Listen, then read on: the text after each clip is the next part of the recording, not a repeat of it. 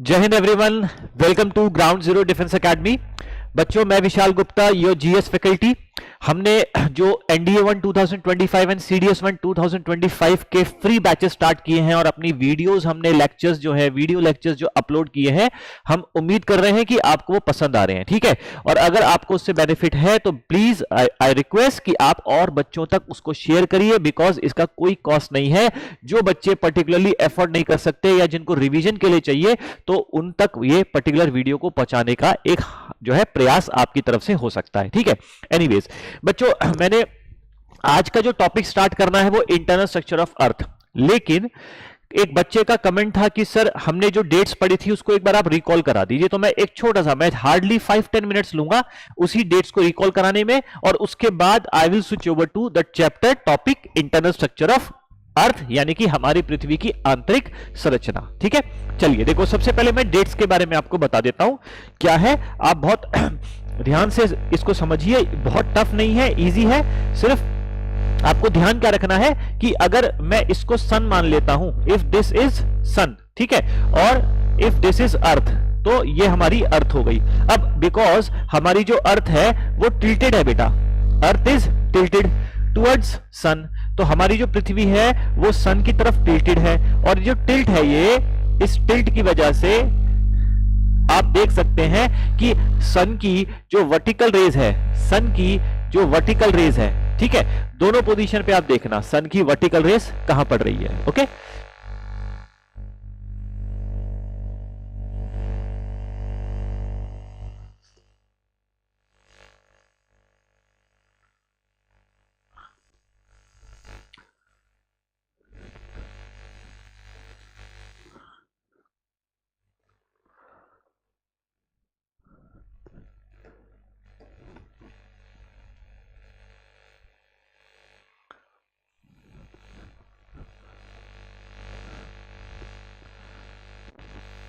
देखो ये सन की वर्टिकल रेज है। मैं क्या बात कर रहा हूं, वर्टिकल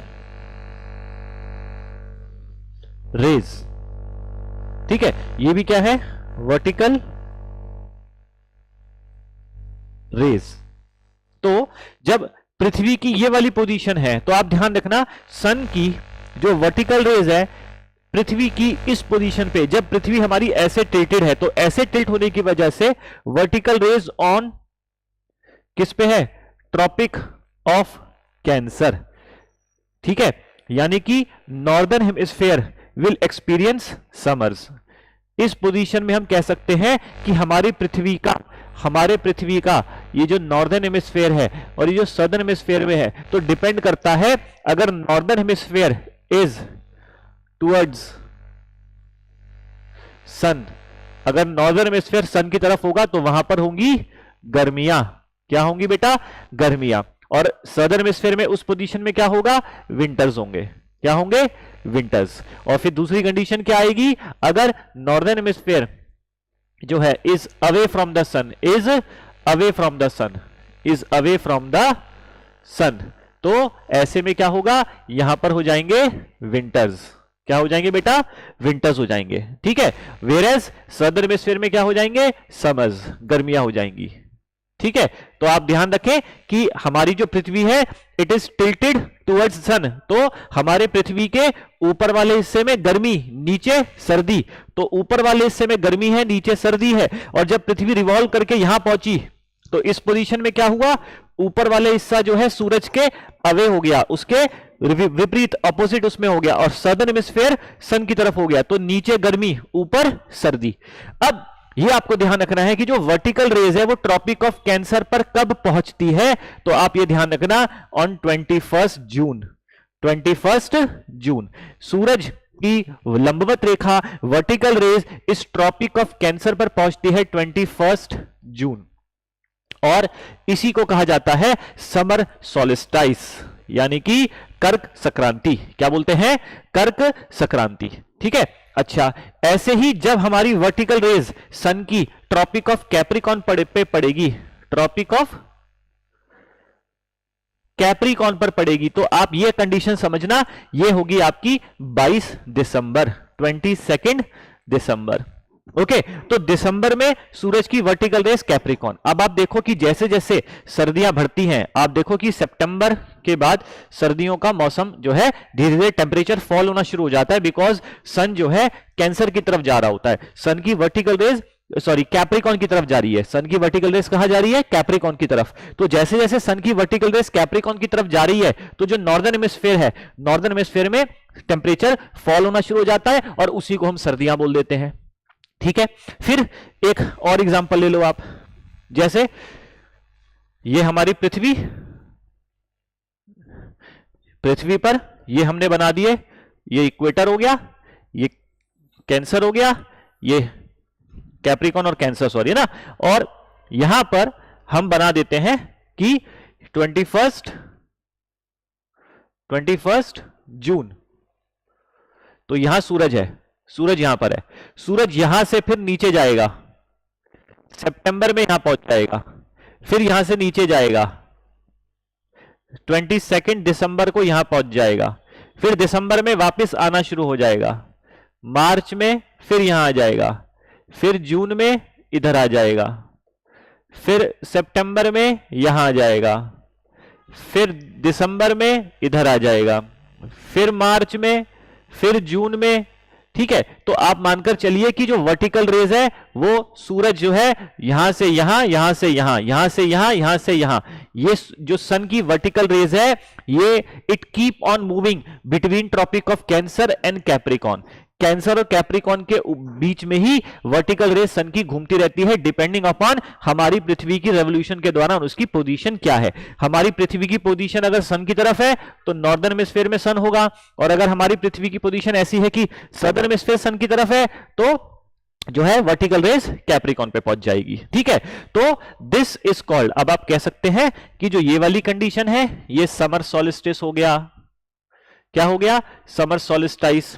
और जब सूरज कहां होगा तो ध्यान रखना, जब सूरज होता है 22 दिसंबर पे कैप्रिकॉन पे, तो this is called as winter solstice. क्या बोलते हैं? Winter solstice. और ये भी ध्यान रखना, ये हम नॉर्दर्न हेमिस्फीयर के ही रिस्पेक्ट में मानते हैं। जब भी आप बात करेंगे, if you talk about summer solstice या आप कहते हैं विंटर सॉलिस्टाइस, तो ये with respect to northern hemisphere. ऐसा इसलिए बिकॉज ज्यादातर लैंड मास जो है ऊपर है, ज्यादातर जो कॉन्टिनेंट है, पॉपुलेशन है, बसावट है, हैबिटेट है, वो सब नॉर्दर्न हेमिस्फीयर की तरफ है। तो हम समर सॉलिस्टिस जब बोलते हैं तो with respect to northern hemisphere मानते हैं। और वो कब होता है? आप कहेंगे 21 जून। कोई आपसे पूछे, अगर एग्जाम में क्वेश्चन आता है समर सॉलिस्टिस तो 21 जून होता है, तो विंटर सॉलिस्टिस बताओ कब होता है, तो आप कहेंगे 22 दिसंबर को विंटर सॉलिस्टिस होता है। इसका मतलब क्या है? नॉर्दर्न हेमिस्फीयर में विंटर्स हैं, सदर्न में तो गर्मियां होंगी। ठीक है, विंटर सॉलिस्टिस का मतलब with respect to northern hemisphere, तो नॉर्दर्न हेमिस्फीयर में सर्दियां, सदर्न हेमिस्फीयर में गर्मियां। और समर सॉलिस्टिस का मतलब समर सॉलिस्टिस नॉर्दर्न हेमिस्फीयर में गर्मियां और सदर्न हेमिस्फीयर में सर्दियां। ठीक है ना।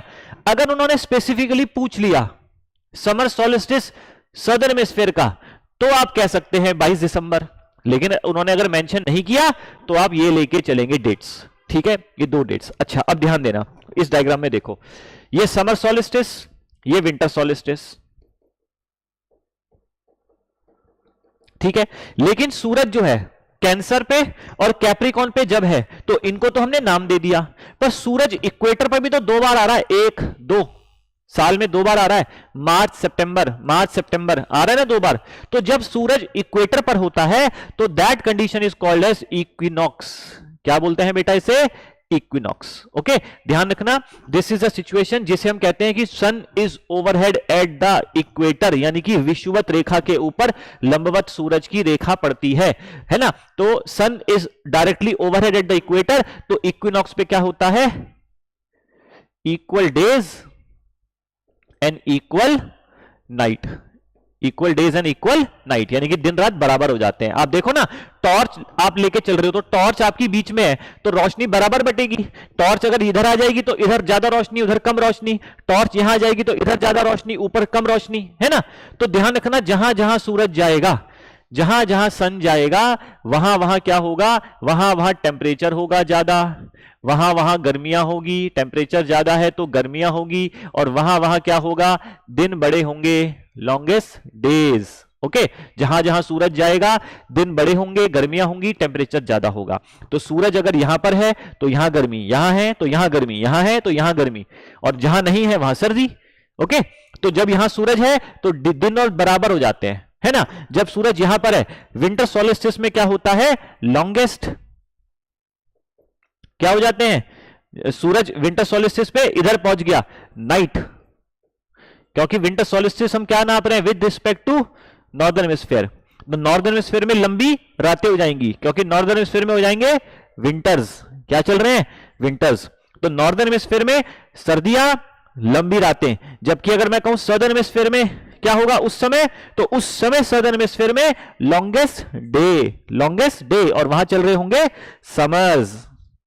बात समझ में आ रही है, ठीक है। तो हमारे पास टोटल 6 डेट्स हैं, ये आपको ध्यान रखनी है। जैसे एक आपकी हो गई 4 जुलाई, आप याद करें 4 जुलाई, जब पृथ्वी सूरज के सबसे ज्यादा क्या होती है, डिस्टेंस पे होती है। फिर एक होती है 3 जनवरी, जब पृथ्वी सूरज के नजदीक होती है, पेरिलियन। फिर एक आ गई 21 जून, समर सोलिस्टिस। एक आ गई 22 दिसंबर, ये विंटर सोलिस्टिस। फिर मार्च और सितंबर में 23 और 21 को क्या होता है, इक्विनॉक्स। एक को कहा जाता है स्प्रिंग इक्विनॉक्स और एक को कहता है ऑटम इक्विनॉक्स। ओके, तो दीज आर द 6 डेट्स जो आपको ध्यान रखनी है। तो आई थिंक सो बच्चे, मैंने जिसका कमेंट में एक क्वेरी आई थी तो मैंने आपको बता दिया है, आपको ये रिकॉल हो गया होगा। आप ध्यान रखें, these are the 6 dates, it depend upon कि सूरज वर्टिकल कहां पड़ रहा है।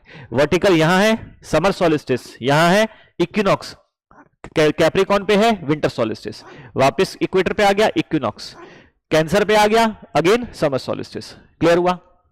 चलिए, तो आज का टॉपिक स्टार्ट करते हैं। ओके, टॉपिक का नाम है इंटरनल स्ट्रक्चर ऑफ अर्थ। तो पहले मैं इसको रब कर देता हूं। उम्मीद करता हूं आवाज आ रही है आप लोगों को।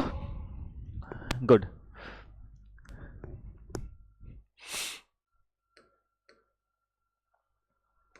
देखो, इंटरनल स्ट्रक्चर ऑफ अर्थ में अब हम बात करते हैं हमारी पृथ्वी की जो आंतरिक संरचना है। मान लो मैं ऑरेंज को जो है वर्टिकली चॉप कर देता हूं।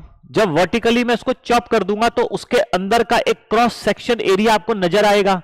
तो वही क्रॉस सेक्शन एरिया जब मैं यहां पे बना रहा हूं उसको जरा कंपेयर करने की कोशिश कीजिएगा। हमारे पृथ्वी के सबसे अंदर वाले भाग को हम कहते हैं कोर। क्या बोलते हैं? कोर। फर्क इतना है कि अंदर वाले जो है ये है, सबसे अंदर आता है इनर कोर और उसके ऊपर आता है आउटर कोर। ठीक है, हमारे पृथ्वी के जो अंदर के क्रॉस सेक्शन एरिया है मैं उसको बता रहा हूं। हम पृथ्वी के आंतरिक संरचना के बारे में क्यों पढ़ते हैं, हमें कितनी इंफॉर्मेशन इंपॉर्टेंट मिलती है वो सब आपको पता चलेगा। तो बहुत इंपॉर्टेंट है हमारे पृथ्वी की आंतरिक संरचना को समझना। ओके, अच्छा, हमने बोला कि हमारे पृथ्वी के सबसे अंदर वाले भाग में है कोर, और उस कोर को हमने 2 भागों में डिवाइड कर दिया, इनर कोर, आउटर कोर। ऐसा क्यों? क्योंकि इन दोनों में डिफरेंस है। फिर हमें कैसे पता चला ऐसा है? तो वो हमने सिस्मिक एक्टिविटीज, मीटेराइट्स, मैग्मा, वल्केनिज्म, बहुत सारी ऐसी चीजें हैं जिससे हमें पता चलता है कि अंदर की जो है हमारी पृथ्वी के अंदर लेयर अलग अलग हैं, यानी कि अलग अलग डेंसिटी के मटेरियल इसके अंदर मौजूद हैं। तो हमारी पृथ्वी के अंदर वाले भाग को हमने बोला कोर। अब मैंने बोला इनमें डिफरेंस क्या है, तो यहां आप ध्यान रखिए कि हमारा जो कोर है उस कोर के अंदर एक इनर कोर है, एक आउटर कोर है। ठीक है, अच्छा, इसमें इनर कोर जो है आपका वो सॉलिड है। वो क्या है? सॉलिड। आउटर कोर क्या है? लिक्विड। पहले तो ये ध्यान रखना। अच्छा, कोर के अंदर इनर हो या आउटर हो, दोनों में ये मेटल कोर के अंदर निकल और आयरन सबसे ज्यादा मात्रा में पाया जाता है। ठीक है, ये ध्यान रखना, कोर के अंदर निकल और आयरन सबसे ज्यादा मात्रा में पाया जाता है। जो कोर है हमारा, कोर का रेडियस, कोर का बेटा रेडियस, ओके,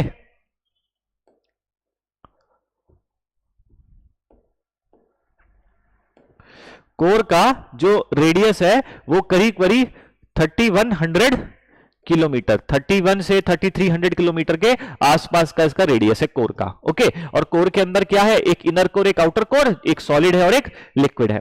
फिर कोर के बाहर, जब हम कोर के बाहर चलते हैं तो कोर के बाहर एक लेयर आती है, फिर से यहां पे मैं डबल लेयर बना रहा हूं, ठीक है, डबल लेयर बना रहा हूं। तो कोर के बाहर जो लेयर आती है तो इसमें इस वाली भाग को कहते हैं हम लोअर मेंटल, क्या बोलते हैं, लोअर मेंटल। उसके ऊपर आता है आपका अपर मेंटल।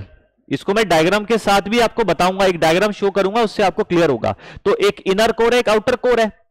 सबसे अंदर की लेयर का नाम क्या है, कोर। फिर बीच वाली लेयर का नाम है मेंटल। उस मेंटल को भी हमने दो भागों में डिवाइड किया, अपर मेंटल और लोअर मेंटल। अब जब अपर मेंटल और लोअर मेंटल की बात करते हैं तो आप ध्यान रखना, अगेन अपर मेंटल,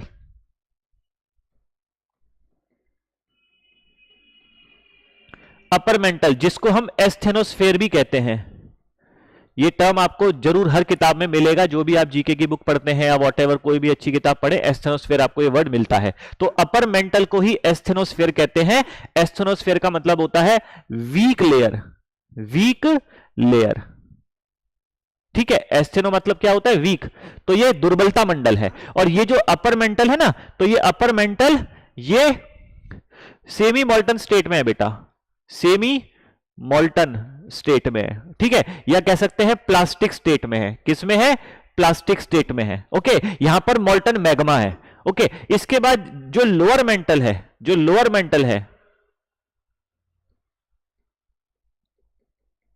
वो सॉलिड है। लोअर मेंटल क्या है, सॉलिड। तो लोअर मेंटल का ध्यान रखना, लोअर मेंटल सॉलिड है, लेकिन अपर मेंटल मोल्टन या सेमी मोल्टन स्टेट में पाया जाता है, ठीक है। अच्छा, इन मेंटल का, ये जो मेंटल है, इस मेंटल की क्या होगी, थिकनेस। तो ध्यान रखना, मेंटल का रेडियस नहीं होगा, मेंटल की मानी जाएगी थिकनेस। तो जो मेंटल की थिकनेस है वो कितनी है, तो आप कह सकते हैं 2900 किलोमीटर। कितनी है, 2900 किलोमीटर। ओके, अभी तक आपको क्लियर हो रहा है। यहां तक मैंने आपको क्या बताया, हमने अर्थ के इंटरनल स्ट्रक्चर में दो लेयर्स के बारे में यहां पढ़ा, एक कोर, एक मेंटल।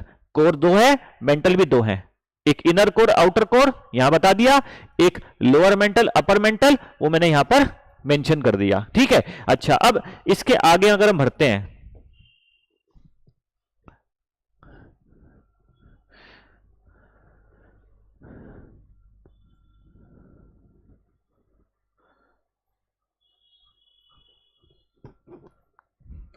देखो मैं एक डायग्राम आपको दिखा रहा हूं, दिख रहा है, देखो ये आपका यहां से यहां तक आपका कोर हो गया, दिख रहा है कोर।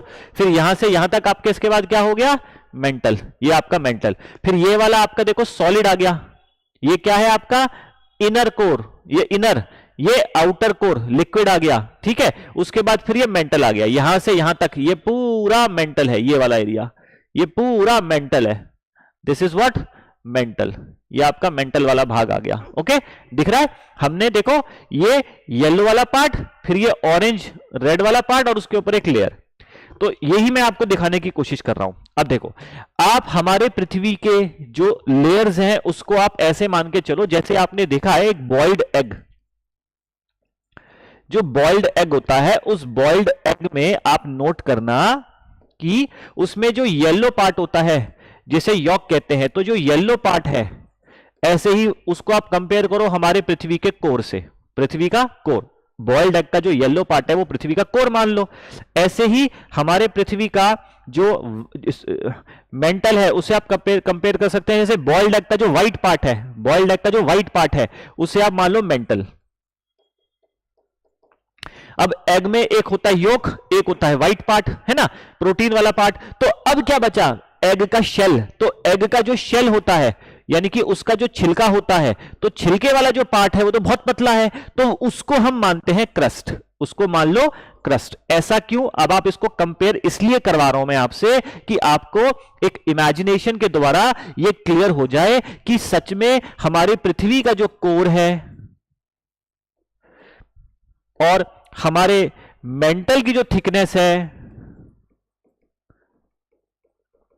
आप उसको इन दोनों से कंपेयर कर सकते हैं।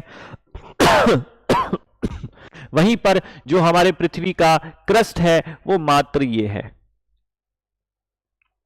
ठीक है ना। दिस इज दी क्रस्ट, ये छिलके बराबर है, उसके ऊपर जो शेल है वो हमारा क्रस्ट है। तो क्रस्ट इज हार्डली 40 किलोमीटर, जबकि mental is 2900 kilometre and core is 3100 kilometre.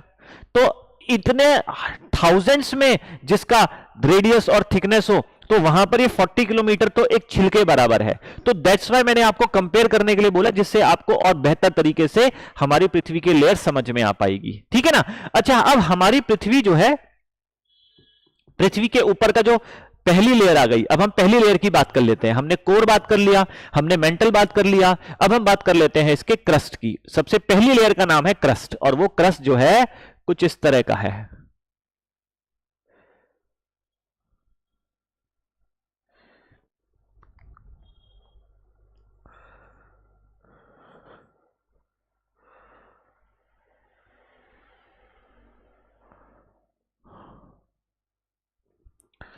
ठीक है, अब इसको मैं दिखा रहा हूं। ये मैं ग्रीन रंग से जो कर रहा हूं ना, ये दिस इज वाटर, ये वाटर हो गया, ओशन वाला पार्ट हो गया, ये ओशन वाला पार्ट हो गया। ओके, फिर जो मैं ये कर रहा हूं मेंशन, देखो इसको मेंशन कर देता हूं मैं ब्लैक से। देखो जो ये वाला पार्ट है, ये ब्लैक कर रहा हूं, ठीक है, ये ब्लैक कर रहा हूं बेटा, ये ब्लैक कर दिया मैंने। ओके, तो जो ब्लैक वाला पार्ट है, ये जो ब्लैक वाला पार्ट है, ये जो मैं शेड कर दिया मैंने, ये देखो मैं शेड कर रहा हूं, है ना। ये जो ब्लैक वाला पार्ट है, दिस ब्लैक वन, तो व्हाट इज दिस? तो this we can called it oceanic crust. ये ओशनिक क्रस्ट है, जिसके ऊपर समुद्र है, जिस पर्टिकुलर लेयर के ऊपर ओशंस हैं, है ना, on which oceans are there. Okay, उसके बाद एक आपका ये वाला आ गया, देखो ये वाला पार्ट, ये वाला पार्ट, ये वाला पार्ट, तो दिस इज व्हाट? तो this is continental crust, continental crust. तो हमने टोटल जो लेयर देखी, वो लेयर कितनी देखी? 3। एक हो गई कोर, एक हो गई मेंटल, और एक हो गई क्रस्ट। और हमने तीनों ही लेयर को दो भाग में डिवाइड कर दिया, inner core, outer core, lower mental, upper mantle, continental crust, oceanic crust. ये बात समझ में आई? तो इन ऑल अगर हम देखें तो we have continental crust, then we have oceanic crust, then we have upper mantle, then we have lower mantle, then outer core, और उसके बाद है हमारे पास इनर कोर। ठीक है, आवाज आ रही है ना? Okay, this way. सो इनमें डिफरेंसेस क्या है? जो कॉन्टिनेंटल क्रस्ट है, तो ध्यान रखना, इसमें सियाल पाया जाता है, ये बहुत ज्यादा थिक है, लेकिन ये बेटा लेस डेंस है। क्या है? Less dense.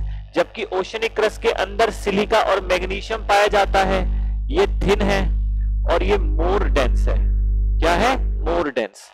Lower mental semi molten state में है, सेमी मोल्टन स्टेट में है, ये आपका सॉलिड स्टेट में है, ये लिक्विड स्टेट में है, और ये आपका फिर सॉलिड स्टेट में है। ओके, तो ये चीजें हमने पढ़ी। अभी ये लेयर्स के बारे में अभी हमने जाना। इंटरनल स्ट्रक्चर ऑफ अर्थ का जो टॉपिक है, इट इज वाइड, काफी बड़ा टॉपिक है, बहुत सारे छोटे छोटे टॉपिक्स इससे इंटर रिलेटेड है, तो बहुत आराम से इसको हम पढ़ेंगे।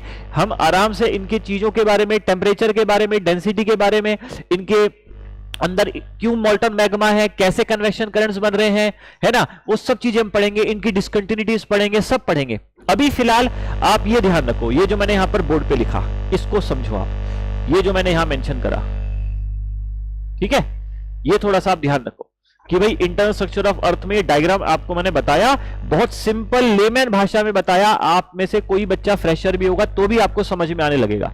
ये टॉपिक मैंने जो आज स्टार्ट किया है, ये आज नहीं खत्म होगा, it will take nearly 2-3 days कम से कम।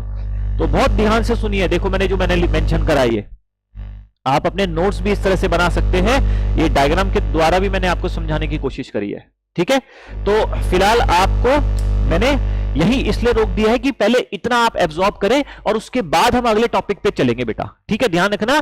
हम जो इस पे टॉपिक जो है, ये पहले टॉपिक कंप्लीट करने में 2 से 3 दिन लगेंगे, हम इस टॉपिक को ब्रेक करके पढ़ रहे हैं। आज सिर्फ इतना ध्यान रखो, ये कोर मेंटल क्रस्ट क्या है, थोड़े डिफरेंसेस, फिर आगे कल और पढ़कर आओ, फिर मैं और ज्यादा डिटेल में जाऊंगा। तो हम स्टेप बाय स्टेप इस टॉपिक को अच्छे से कवर करेंगे, बिकॉज यूपीएससी जो है इससे अच्छे लेवल के क्वेश्चंस देती है आपको, ठीक है। तो अगली क्लास में आपसे मुलाकात होती है। जय हिंद बेटा।